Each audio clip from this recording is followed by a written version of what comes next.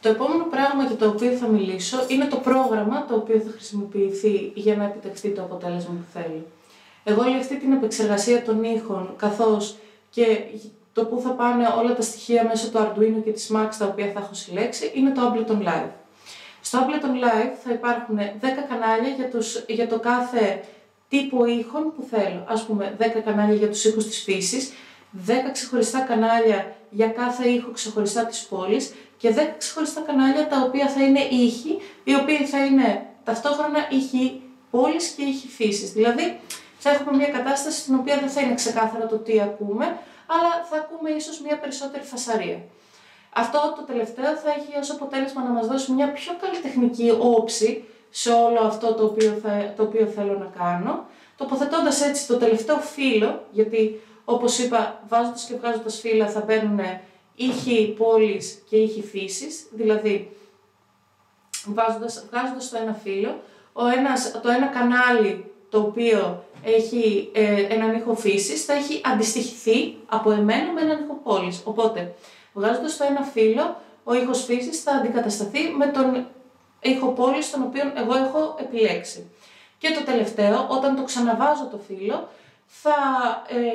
έχω έναν ήχο ο οποίος θα είναι ο συνδυασμός αυτών των δύο ήχων που προαναφέρθηκαν.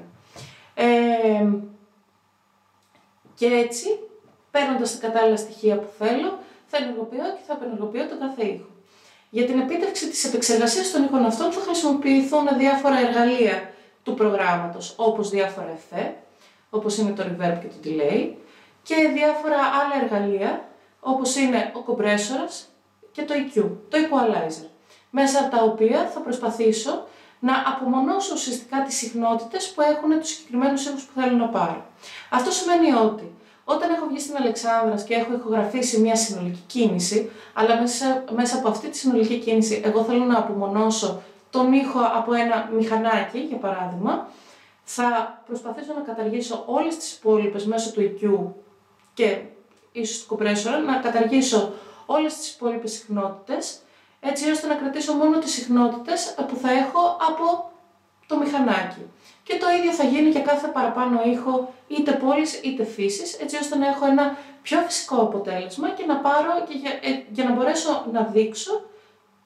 τη διαδικασία που θα ήθελα να ακολουθήσω, δηλαδή να έχω ήχους φύσης όπως είναι ένα πουλάκι και ήχους πόλης όπως είναι, ας πούμε, μια κόρνα.